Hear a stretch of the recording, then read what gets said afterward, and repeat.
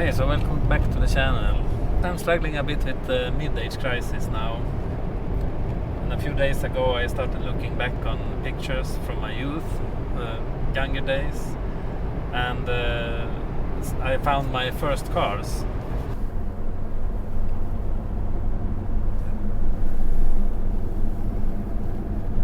They had, all the cars I drove had something in common. They had rear wheel drive, and in my adult or older years all cars had been front wheel drive. The first car I had was a BMW 520 from '89. Not so nice car. I will put in a picture here now. I didn't have it so long, and then after that I got a Mercedes 230 from '87. It was a pretty nice car. It was not so much power, but really comfortable to drive. And then after that one I had a short ownership of a Saab 90 front wheel drive, and it was the most boring car I ever had. But then after that I found my dream car, a BMW 325 coupe with the M package from factory. It only had 80,000 kilometers when I bought it, not a single spot of rust, and I had it for 5 years, and I was so in love with that car. It was so fun to drive, summer, winter, it always gave you a really nice drive. I even took down the windows every time I started it, or the driver window, to listen to the sound.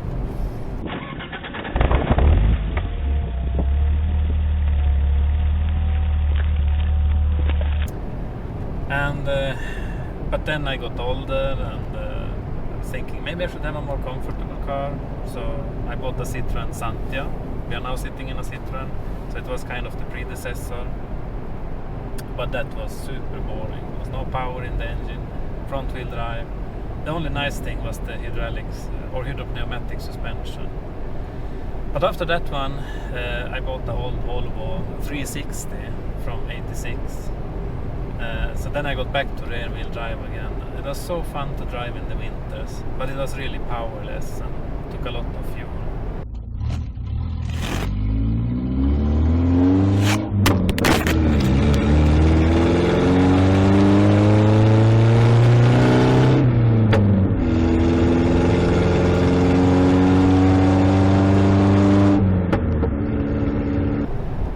But then after that I had a whole bunch of front wheel drive cars.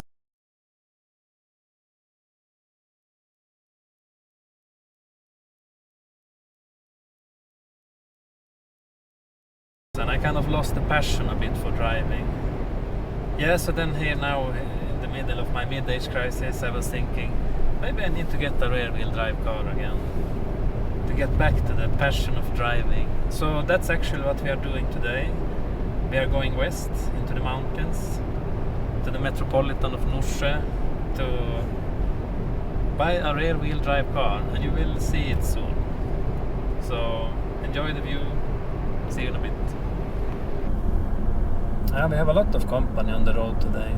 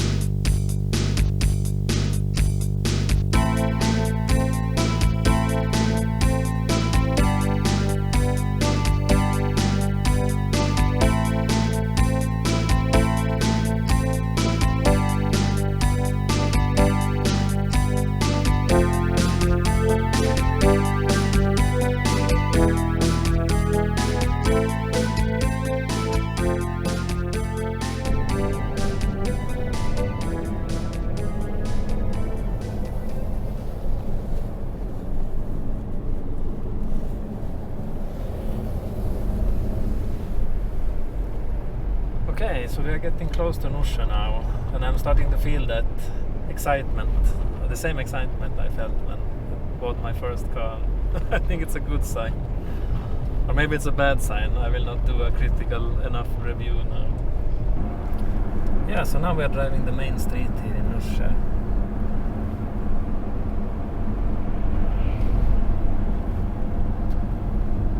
It's minus 18 now. It's not so cold.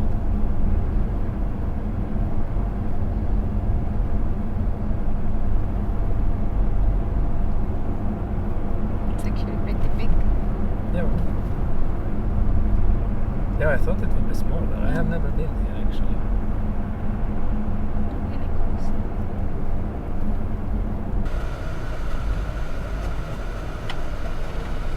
Yeah, so the deal went through. I couldn't film anything there. It was so much people and stuff there. So, but as you can see, I'm now driving it. And for those of you that know Swedish cars, you probably know what this is, or kind of what it is. For the rest of you, you will see it tomorrow when it's a bit more daylight, or yeah, in a few minutes in this video. Oh, reindeer.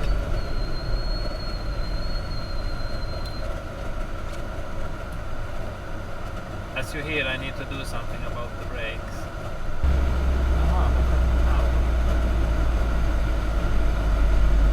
My wife disappeared. Okay, so see you tomorrow. Yeah, I'm still waiting to show you the mid-age crisis rear-wheel drive, but we have had really cold weather for a few days, and now today it looks like this.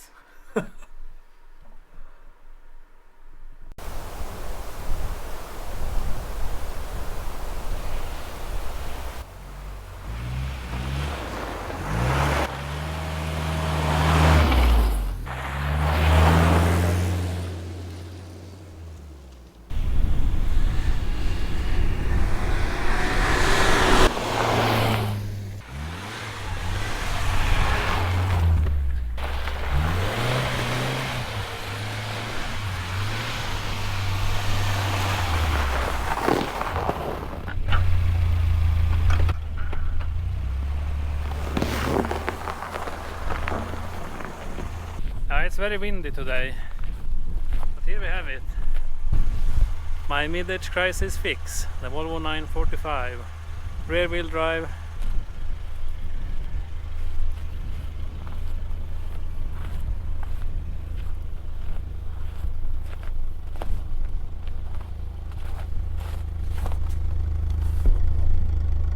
Sounds pretty sporty, but it's mainly because the muffler is rotted out.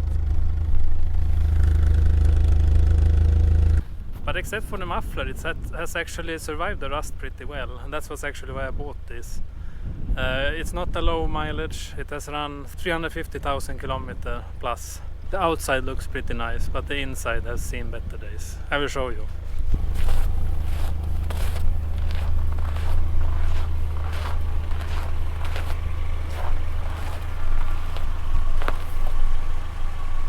Okay, let's have a look at the engine.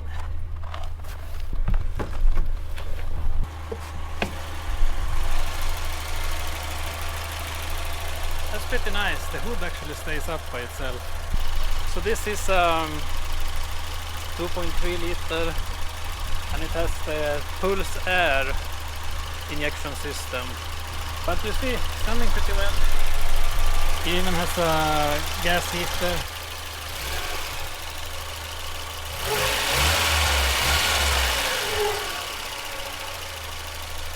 I can kind of hear the Pulse Air working there. It's a little. Let's have a look on the inside.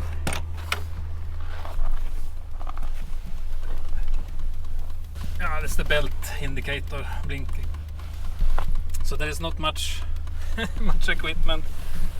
Fog lights, fan, no AC. It actually has SRS, it says here. It's airbag. And here we have passenger side.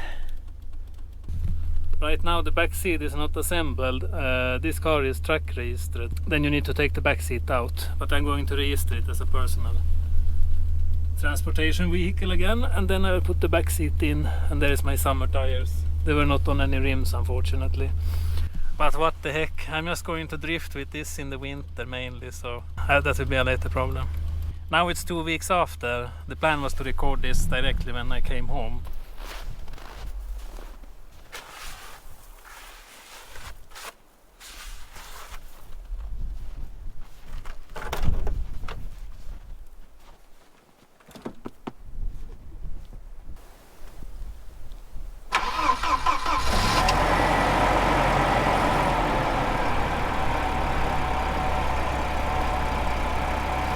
Starting like a boss.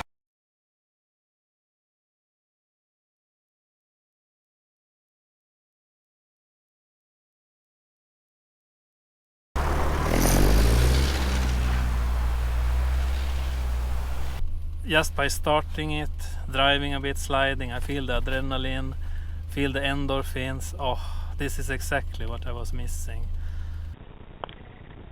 Ja!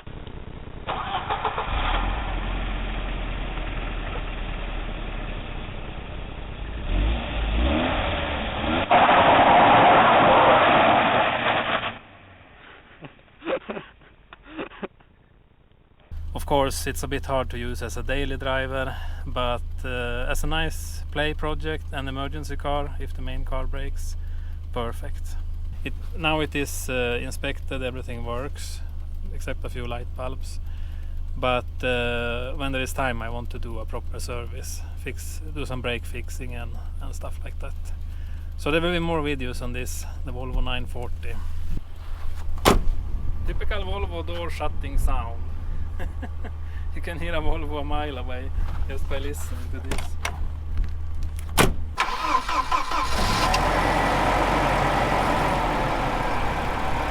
I actually want to mention one reason also why I bought this car. I mean, look at this trunk.